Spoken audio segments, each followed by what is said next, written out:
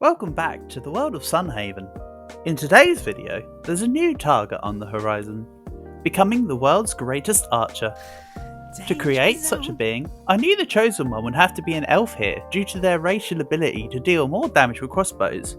An elven hero with a one-of-a-kind affinity with launching arrows in a fantasy setting. Where have I heard this before? Anyway, after I finished creating Gimli, insert the usual spiel. Get given a farm, place my starting house way too chaotically close to the selling pool so I won't be able to walk around the damn thing, get scammed by the local merchant, have a wander around the town aimlessly, the usual.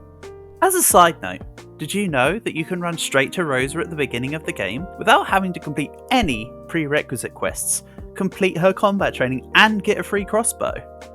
Look, here's footage of me making a new character and immediately completing said training.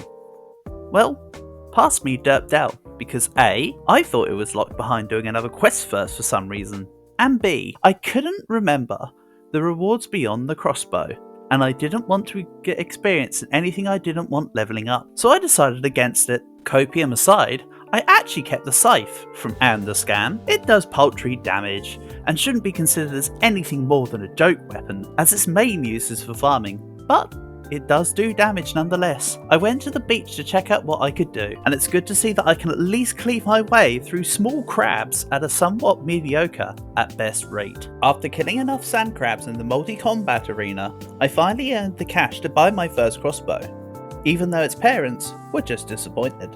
Now the real run begins. I could pew-pew my way through the innocent creatures of the land for my own personal benefit. However, it turns out that although they are called leafies, they do not burn to arrows that are coated in fire.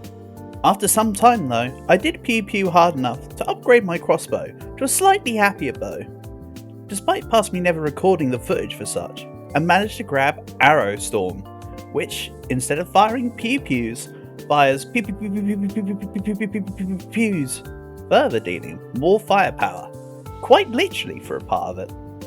With this upgrade came the quick gains to get myself the Mithril crossbow, which deals more damage and fires faster than both previous bows, outing it as my newest and last crossbow for this run. I'm aware there's better crossbows, but the buck stops here when you're trying to keep every other skill other than combat to level 1. Speaking of levels, here's the experience chart again, so you can see how the progress for leveling in the game works.